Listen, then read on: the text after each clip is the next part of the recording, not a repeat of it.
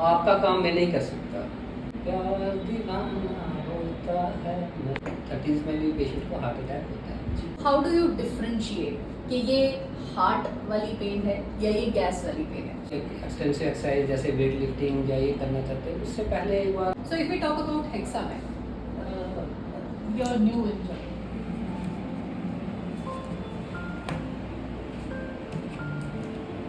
समझ आया मैंने क्या लिखा है?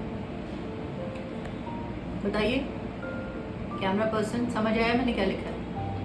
ओके, मतलब आधी डॉक्टर बन गई है। डॉक्टर बनने के लिए सबसे पहली जो रिक्वायरमेंट होती है वो ये होती है आपकी हैंडराइटिंग इतनी गंदी होनी चाहिए कोई समझ ना पाए। और ये जो मेरी तरह आधे डॉक्टर बनते हैं ये सबसे खतरनाक होते हैं। और वो आधी डॉक्टरी के दम पे जो वो आपको अपने एक्सपीरियंस के बेसिस पे ट्रीटमेंट्स बताते हैं, उन पे कभी नहीं जाना। जब कभी भी कोई भी प्रॉब्लम हो हमेशा एक्सपर्ट्स की बात सुननी चाहिए। और आज हम कॉफ़ी पीते पीते दिल की बातें करेंगे दिल के डॉक्टर से, from Hexamed diagnostics and specialty clinics. और हमारे साथ हैं डॉक्टर नीरज गुप्ता। डॉक्टर साहब मता वेलकम है तुंदा। Thank you. अच्छा, जैसे कॉफ़ी मैं बहुत पीती हूँ, is it good for health? बहुत सारी स्टडीज़ आती हैं, कुछ स्टडीज़ कहती हैं कि coffee is very good for heart health, कुछ स्टडीज़ कहती हैं कि इट्स नॉट गुड। एक्चुअली क्या है? देखो, excess everything is bad, okay, otherwise not कि काफ़ी बुरी है या काफ़ी से हमें कोई नुकसान है। लेकिन अगर कुछ एक्सेस में पियोगे तो naturally that is not good. But it is not bad for health as such. It's not bad. There is something which I feel has really turned bad nowadays, और वो है हमारे टीवी सीरियल्स। ठीक है, I don't know आपने वो देखा या नहीं देखा। वो एक वीडियो बड़ी वायरल हुई थी जहाँ पे जैसे सीरियल, उसकी जो हीरोइन है उसको डॉक्टर आके बोलते हैं कि सॉरी हम आपके हस्बैंड को नहीं बचा पाए। तो वो डॉक्टर को बहुत स्कूल करती है और फिर वो खुद सर्जन्स गाउन पहन के ओटी के अंदर जाती है और सर्जरी करके आती है। और फिर डॉक्टर को आपको बोलती है जाके देखिए आपका पेशेंट सांसें ले रहा है। जब आप ऐसी चीज़ें देखते हैं कि डॉक्टर्स पर जो मीम्स बने होते हैं वो देखते हैं, how do you react? Is there anything that you have come across and you like a lot? So this is very funny. Basically एक डॉक्टर जो कि 10 साल पूरा कंप्लीट, 10 से 15 साल कंप्लीट करके ही बिकम सर्जन और ही बिकम कार्डियोलॉजिस्ट, तो वो जो काम है वो ही कर सकता है। You can not do. अब आप जैसे आज जी हैं, तो आपका काम मैं नहीं कर सकता। जो आपका काम है वो आप ही कर सकते हो, जो मेरा काम है मैं ही कर सकता हूँ। तो this looks like a funny video. ये ना बड़ी बड़ी थकी नहीं होते वैसे। मतलब जब आपको डॉक्टर बनना होता है तो 10th के बाद से मुझे लगता है आपको मेहनत करनी शुरू करनी पड़ती है ना। 11th-12th में अच्छे नंबर लेने हैं, एंट्रेंस में बैठना है, उसके लिए मेहनत करनी है। फिर उसके बाद इसकी इतनी पढ़ाई, बंदा थक ही नहीं। What do you do to distress yourself? So कभी कभी म्यूज़िक सुन लेते हैं, otherwise I do regular walk in the morning. तो म्यूजिक में आपकी किस तरह की लाइकिंग है? म्यूज़िक में मेरे को किशोर के गाने काफ़ी पसंद तो कुछ गुनगुनाएंगे? हैं। इतनी अच्छी वॉइस तो नहीं है। सो किशोर या रफ़ी कोई भी सॉन्ग आए तो ओके, सो प्यार दीवाना होता है, मस्ताना होता है, हर खुशी से हर गम से बेगाना होता है। yeah, right, that's nice. Coming on a serious point, for example, हर किसी की ज़िंदगी में सुख दुख, खुशी गम लगा रहता है, बट हर किसी की कोशिश होती है एटलीस्ट हेल्थ के मामले में हम लोग जितना हेल्दी रह सकें उतना अच्छा है। Since you are a cardiologist और heart attacks are very very common, almost हर घर में हम सुनेंगे, एक्सटेंडेड फैमिली मिला ले या वैसा करके तो किसी ना किसी को हार्ट अटैक ज़रूर आया होगा, किसी के लिए बहुत फेटल भी रहा होगा। तो what's the prevalence, what are the symptoms for early detection, या कैन म्यूज़िक हेल्प थोड़ा सा हार्ट को हेल्दी रखने में? सो आजकल आप देखेंगे कि हार्ट अटैक काफ़ी कॉमन हो गया है। पहले ही बस प्रेगनेंट अब इन ओल्ड एजेस जैसे 60 साल की उम्र के बाद जी, होता जी, था। जी, अभी ये जो एज है ये कम हो के 30s में आ गई है। इन 30s के पेशेंट 30s में भी पेशेंट को हार्ट अटैक होता है। So there are multiple factors, risk factor for this. कुछ मॉडिफाइबल है जिनको आप चेंज कर सकते हो, कुछ नॉन मॉडिफाइबल है जिनको आप चेंज नहीं कर सकते। जैसे कि आपकी एज है, आपका अगर एज बढ़ती है तो रिस्क फैक्टर बढ़ेगा। आपका सेक्स है, फीमेल्स को जब तक So मेनोपॉज that होता means है फीमेल्स को तो होना नहीं चाहिए, 16 से ऊपर जाती ही नहीं हो। सो फीमेल्स को जब तक मेनोपॉज नहीं होता तो they are protected against heart disease, slightly protected against heart disease. So अगर आपकी फैमिली हिस्ट्री है तो आपका हार्ट अटैक आने का रिस्क ज़्यादा रहता है। ये हो गए ना अनमॉडिफाइड। मॉडिफाइड फैक्टर्स होते हैं जैसे शुगर है, बीपी है, कोलेस्ट्रॉल ज़्यादा है, स्मोकिंग है, और एक जो बहुत इम्पॉर्टेंट पॉइंट है वो है स्ट्रेस। स्ट्रेस के कारण काफ़ी लोगों को हार्ट अटैक हो रहा है, और music plays lot role in relieving the stress. So music आप सुनिए, उससे आप स्ट्रेस से एटलीस्ट रिलीव। आपने जैसे कहा कि एक्सरसाइज करने से बहुत हेल्प होती है, जो भी आप एक्सरसाइज करें। हम लोग देखते हैं आजकल भी बॉयज़ और गर्ल्स, इवन जो थोड़े अडल्ट्स होते हैं, सीनियर लोग होते हैं, वो लोग भी आजकल जिम वगैरह जा रहे हैं काफ़ी, they do a lot of exercise and all. But unfortunately हम लोग उनके भी बहुत केसेस देख रहे हैं, आपने देखा होगा specially the celebrities and all, कि जिम में हार्ट अटैक आ गया, या यू नो ये तो बहुत फिटनेस का ख्याल रखते थे, डाइट का ख्याल रखते हैं, सेलिब्रिटीज़ की खास तौर से बात की जाए तो उनको भी हार्ट अटैक्स आ रहे हैं। तो फिर मतलब कहाँ जाके रुकेंगे? सो देखो, आपको जब भी एक्सरसाइज करनी है, एक दो तरह की एक्सरसाइज होती है, एक एरोबिक और एनारोबिक, जिसको आप कार्डियो कहते हैं जिम में। Cardio exercises are good for heart, वो हार्ट के लिए सबसे बेस्ट एक्सरसाइज है। तो अगर आप एक्सरसाइज करना चाहते हैं, जैसे आपने कहा कि एक्सटेंसिव एक्सरसाइज जैसे वेट लिफ्टिंग या ये करना चाहते हैं, उससे पहले एक बार आपने आपको एक कार्डियोलॉजिस्ट से भी करवा लेना चाहिए। कुछ डिजीज़ होती हैं जैसे HCM होता है, हाइपोट्रोफिक कार्डियोमायोपैथी होती है, उनकी प्रेजेंटेशन इस सडन कार्डियक डेथ होती है। जैसे आपने देखा होगा फुटबॉल प्लेयर खेल रहे हैं, अचानक डेथ होगी, तो उनमें ये बहुत कॉमन होता है, जो कंजेनाइटल हार्ट डिजीज़ होती है।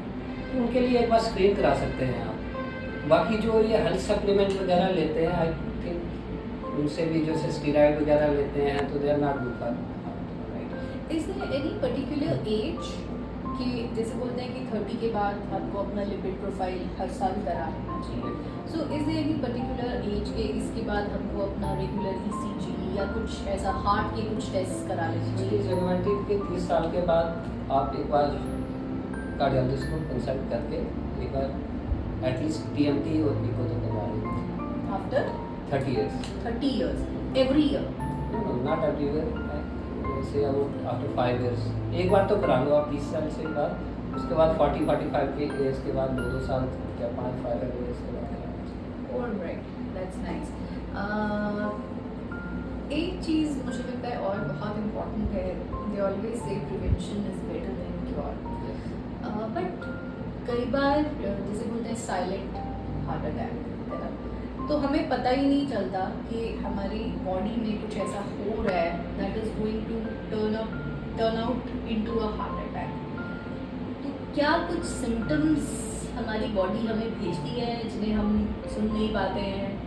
देखिए, अगर आपको प्रीडिस्पोजिंग फैक्टर जैसे कि डायबिटिक है, ब्लड प्रेशर ज़्यादा रहता है, कोलेस्ट्रॉल ज़्यादा रहता है, अगर आप स्मोकिंग करते हो तो वो रिस्क फैक्टर है आपके हार्ट अटैक आने के लिए।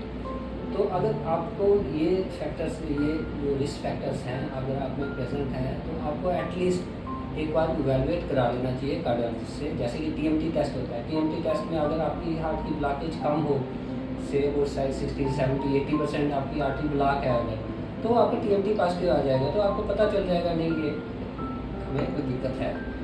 उसके अलावा अगर आपको चलने पे कभी भी चेस्ट में डिस्कम्फर्ट हो, चलने पे कभी आपको सांस चढ़े, चलने पे आपको घबराहट हो, पसीना आए, तो एक बार जरूर इवैल्यूएट करा लेना चाहिए। एक चीज़ मेरे को आपसे बात करते करते ध्यान में, कई बार ऐसा होता है हम लोग बोलते हैं भाई मुझे चेस्ट में पेन हो रही है, चेस्ट में पेन हो रही है, but it turns out to be gas. तो हाउ डू यू डिफरेंशिएट कि ये हार्ट वाली पेन है या ये गैस वाली पेन है? So you can not differentiate between them. So काफ़ी लोग हमारे पास आते हैं, मेरे को जी गैस बनी नहीं जी, कुछ नहीं हाँ, बाद में ECG करने उसको हार्ट अटैक होता है। सो दिस अगर आपको लगता है आपके प्रीडिस्पोजिंग फैक्टर है, आपको लग रहा है कि गैस परसिस्टेंटली बन रही है, तो एक बार एटलीस्ट एक बार ECG करा लेते हैं, उससे आपको क्लियर हो जाएगा। एब्सोल्युटली। तो सिम्टम्स के बारे में हम बात कर चुके हैं। One more thing that's very important is diagnosis, जिसमें मोर और लेस आप कुछ चीज़ें बता ही चुके हैं कि एक पर्टिकुलर एज के बाद आप ये चीज़ें कर सकते हैं, बट कई बार जैसे एंजियोग्राफी करानी पड़ जाती है, कई बार सर्जरी करानी पड़ जाती है, कई बार स्टेंट पड़ जाता है, तो ये किस तरह से होता है? किस स्टेज पर किस चीज़ की ज़रूरत है? तो अगर आपको कोई भी सिम्टम है, जैसे कि चेस्ट पेन है या एपिगैस्ट्रिक पेन है, पेट में दर्द हो रही है या जाम में पेन हो रही है, तो इसके एटलीस्ट ECG कराइए। अगर ECG में नॉर्मल आता है तो इको और TMT करा के हम इसको डायग्नोज कर सकते हैं। अब अगर ECG में आपको हार्ट अटैक, किसी को पेशेंट को हमें डायग्नोज किया ऐसे हार्ट अटैक का, तो उसके बाद हम क्या करते हैं, एक गोल्डन आवर होता है कि जितनी जल्दी हम उसकी एंजियोग्राफी करेंगे उतनी जल्दी वो हार्ट के मसल इम्प्रूव हो जाते हैं। तो हम उसकी एक अच्छे सेंटर में तब एंजियोग्राफी करके और उसे तुरंत से स्टंट डालते हैं। और स्टंट से डरने की जरूरत नहीं है, they are for betterment of heart, not to deteriorate heart. So जितनी जल्दी आप एक ऐसे सेंटर में जाएंगे, इसको हम प्राइमरी एंजियोप्लास्टी कहते हैं, एकदम से आपको स्टंट डालेंगे तो उतनी आपका मसल इम्प्रूव करने के चांसेस ज़्यादा होते हैं। सो जब भी आपको कोई दिक्कत होती है, at least you should consult cardiologist. और आपको लगता है कि ECG में दिक्कत है, ECG में एक्यूट हार्ट अटैक है, तो एक ऐसे सेंटर में जाइए जहाँ पे प्राइमरी PCI हो सके, जिसमें आपकी तुरंत एंजियोग्राफी और एंजियोप्लास्टी हो सके। So if we talk about Hexamed, you're new in Germany. Hexamed is new in Germany, but not new in India or other parts, right? So, what different things you have here in terms of cardio के लिए, So this is that people can come here. इसे diagnostic centre, तो यहाँ पे हम ECG करते हैं, eco करते हैं, TMT करते हैं। तो ये सिर्फ हमें एक डायग्नोसिस दे सकता है कि हम कोई हार्ट की दिक्कत है। सो यहाँ पे अभी उन्होंने जैसे एक प्रमोशन के लिए एक स्कीम रखी हुई है जिसमें 50% कंसेशन पे इको, अल्ट्रासाउंड वगैरह सब जो इन्वेस्टिगेशन है वो 50% कंसेशन पे। सो आई एक्सपेक्ट कि ये अच्छा सेंटर बन जाएगा। Definitely. वैसे तो किसी को ना ही ज़रूरत पड़े, लेकिन as I said in the beginning कि ये चीज़ें लगी रहती है ना। एक और चीज़ के बारे में मैं डॉक्टर साहब आपसे बात करना चाहती हूँ। आजकल बहुत लोग वोक हो गए हैं, है ना, और बॉडी एक्सेप्टेंस की बहुत बात होती है, which is a very good thing कि भाई मैं जैसी हूँ मैं हूँ, I should not be ashamed of my self. But does that mean कि even if I am unhealthy, मैं मोटे पतले की बात नहीं कर रही, मोटे लोग भी हेल्दी हो सकते हैं, पतले लोग भी अनहेल्दी हो सकते हैं। बट जैसे नो डाइट डे आजकल ऑब्जर्व किया जाता है कि भाई हम कोई डाइट नहीं करेंगे, हमारी बॉडी जैसी है हम उसको वैसे एक्सेप्ट करेंगे। Is this good for us? I mean body acceptance is okay, but मान लीजिए कोई ओबीज है, वो बोले होता नहीं जी, हमने एक्सेप्ट कर लिया अपने आप को। Is this going to help us? No, this is not going to help us. Basically, कभी मोटापा या पतलापन होना ये हार्ट के लिए कोई ऐसा नहीं है कि मोटे बंदे को हार्ट अटैक हो जाता है, जो पतले बंदे को नहीं होता। तो बेसिकली आपकी जो एक तो लाइफस्टाइल, दूसरा जो आपकी लाइफ ये खाने जो फूड हैबिट्स हैं, दैट शुड बी हेल्थी। जैसे कि आप अगर रेगुलर एक्सरसाइज करते हो, even if you are slightly fatty, तो मेरे को नहीं लगता कि हार्ट में इतनी कोई दिक्कत हो सकती है। लेकिन हाँ, regular exercise, lifestyle modification, these are the factors which affect. Talking about your own lifestyle, एक ऐसी चीज़ जो आपको लगता है कि मैं बहुत अच्छी करता हूँ, ये सबको मेरे से सीखना चाहिए, और एक ऐसी चीज़ जो आपको लगता है कि मैं दूसरों को तो बताता हूँ लेकिन मैं नहीं कर पा रहा हूँ। तो पहली क्वेश्चन का आंसर ये है कि मैं सुबह रेगुलर वॉक करता हूँ, जो कि आई थिंक अच्छा, वॉक इज ओके या one should go for brisk walk और jog? Sorry I interrupted. Basically walk is also okay, if you do regular walk for 40 minutes a day, that's okay. अगर आप brisk walk कर सकते हो तो that is better. क्यों? हाँ, क्योंकि कार्डियक एक्सरसाइज तो है ही है।